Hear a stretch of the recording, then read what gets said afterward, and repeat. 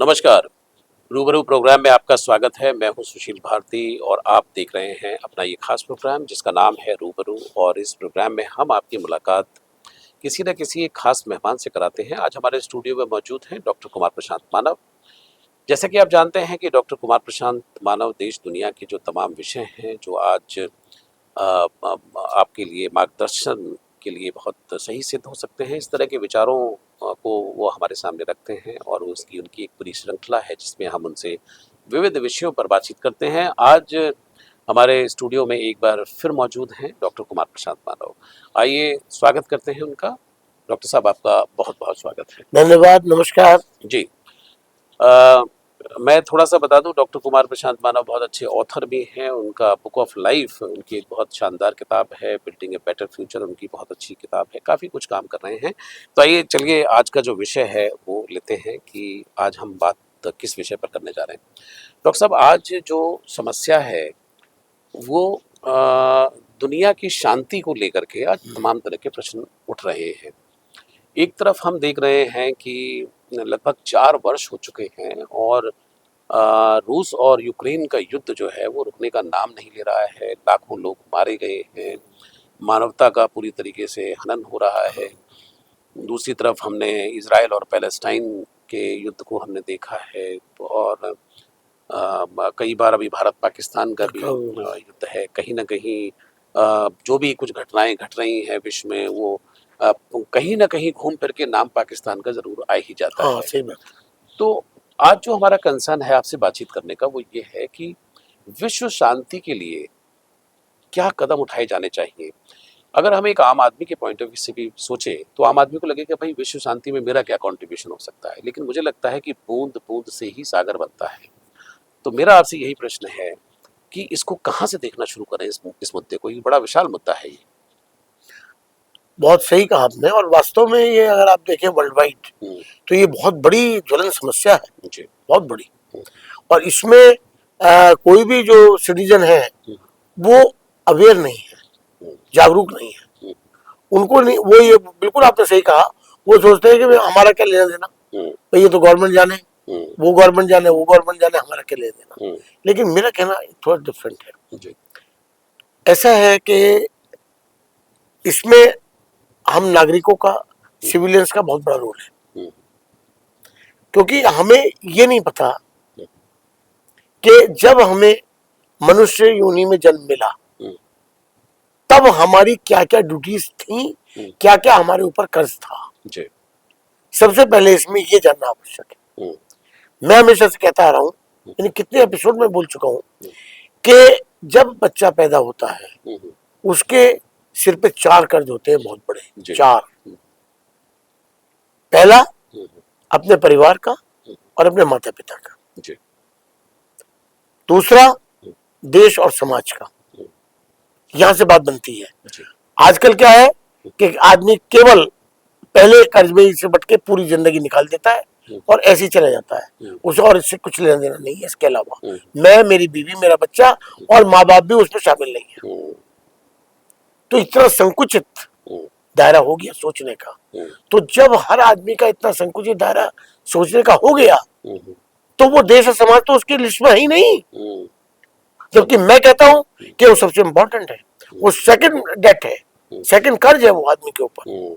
आदमी का मनुष्य योनि का सफल होना, मीनिंगफुल लाइफ को लीड करके जाना के लिए आवश्यक है कि हम देश और समाज के बारे में सोचें, उसे कर्ज को ध्यान करके चले। जिस मिट्टी ने हमें पैदा किया उस मिट्टी का कर्ज नहीं है हमारे ऊपर। तो बड़े अफसोस की बात है, जब माता पिता ने पैदा किया उनका ही कर्ज नहीं मानते तो जिस मिट्टी ने पैदा किया उसे क्या मानेंगे। तो आदमी की सोच बहुत खराब हो चुकी है, आदमी की सोच बहुत संकुचित दायरा हो चुका है। और जिसकी वजह से आज सारी जो आप बता रहे हैं ना, विश्वव्यापी परेशानी खड़ी हो गई। केवल भारत में नहीं, हर जगह ये पोजीशन बन रही है। भारत में ज्यादा है और जगह कम है, और जगह देश के बारे में सोचते भी हैं लेकिन फिर भी इतना ज्यादा वहां इन्वॉल्वमेंट नहीं है। तीसरा कर्ज क्या है? मानवता का।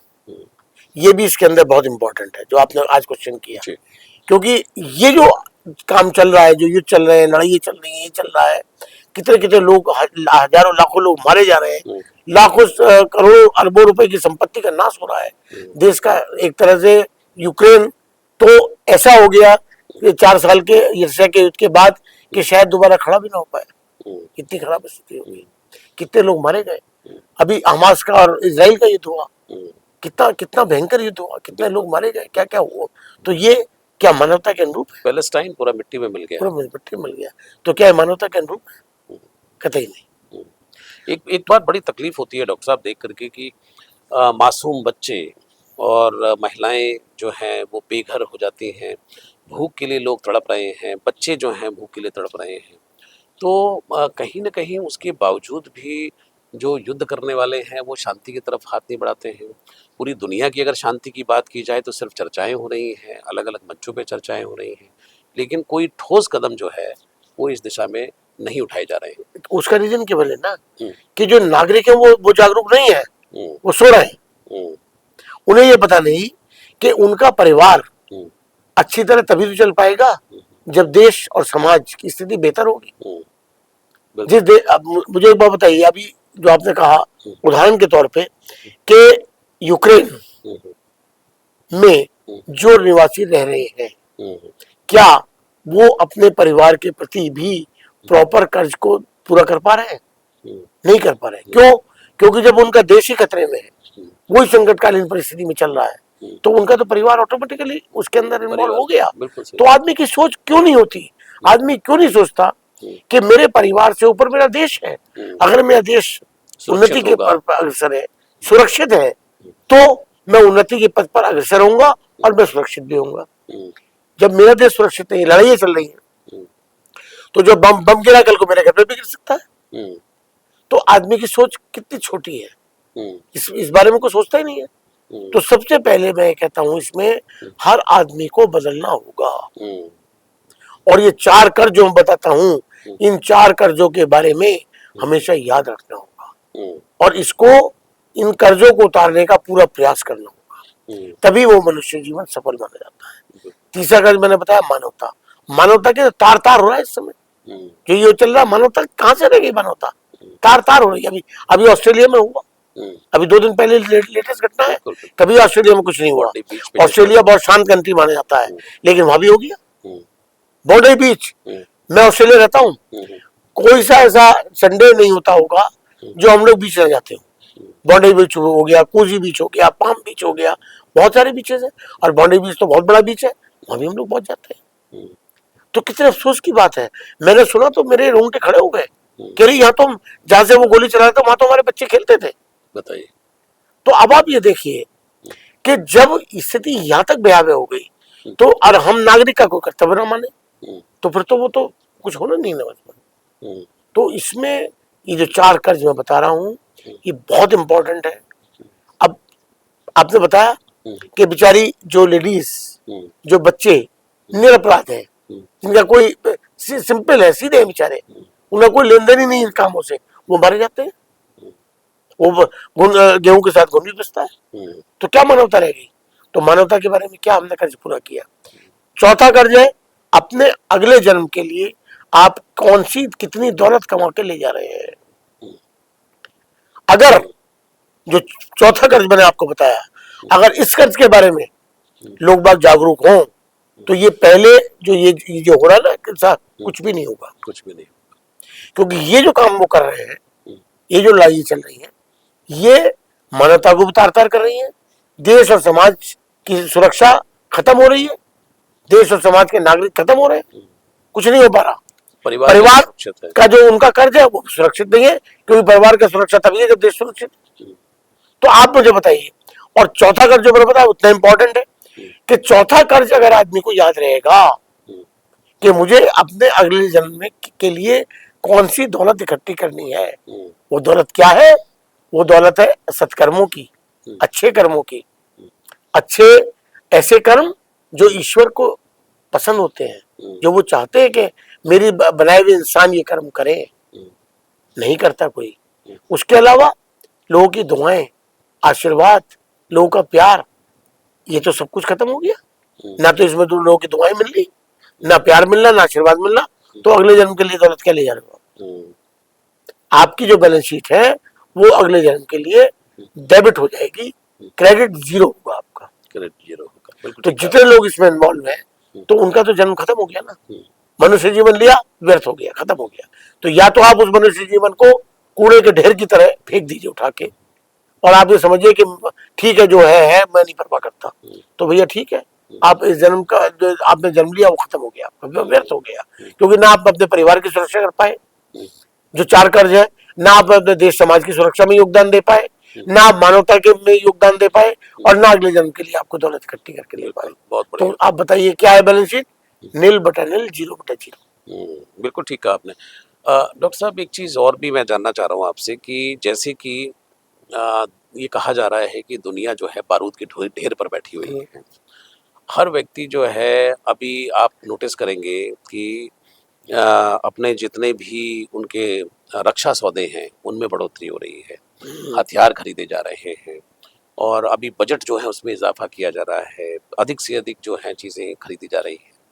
और हर देश जो है वो कई देश इस होड़ में भी हैं कि परमाणु जो कार्यक्रम है उनका वो होना चाहिए, और हर आदमी ये सोच रहा है कि मैं एक बटन दबा दूंगा तो पूरी दुनिया जो है समाप्त हो जाएगी। ऐसा नहीं है कि इस दुनिया में युद्ध नहीं हुए हैं, पहले भी युद्ध हुए हैं, युद्ध देखे नहीं है, उसके भयावह परिणाम से परिचित नहीं है। फिर ये जो पूरी की पूरी जो कवायद चल रही है, इसमें जो विश्व शांति कहीं ना कहीं फंसी हुई है, तो आपको क्या लगता है कि एक आम आदमी क्या करे इसके लिए? मतलब उसकी क्या इस सोच को कैसे वो भी अपना कंट्रीब्यूशन दे सकता है? क्योंकि ये सब तो चल ही रहा है, इसका तो मतलब अब कहाँ इसकी सीमा है किसी को कुछ नहीं पता। तो मैं तो उस पॉइंट ऑफ व्यू से जानना चाह रहा हूँ कि एक आम आदमी को क्या, किस तरफ बढ़ाना चाहिए? क्या अपने पड़ोसी से बात करें, क्या अपने देश से बात करें, क्या कोई ग्रुप बनाए, क्या कोई संस्थाएं बनाए, क्या किसी विचारों को लेकर के आगे जाए, करना क्या चाहिए? आम आदमी का मैंने बताया ना कि उसका नैतिक दायित्व है ये कि वो देश और समाज के बारे में, मानवता के बारे में सोचे, और अपने अगले जन्म में क्या ले जा रहा है उसके बारे में सोचे। जिस दिन उसने सोचना शुरू कर दिया, उस दिन ये सारी समस्याएं अपने आप ही धीरे धीरे धीरे समाधान हो जाएगा, सब खत्म हो जाएगी। तो उसके लिए हमें सबको खुद बदलना होगा, हमें जागरूक होना पड़ेगा। हमारा जागरूक होना ही इस समस्या का अंत है। और ये समस्या क्यों विकराल रूप अख्तियार कर रही है? क्यों? क्योंकि हम सो रहे हैं। जिस दिन हम जाग गए उस दिन धीरे धीरे सब समस्या अपने आप समाप्त हो जाएगी।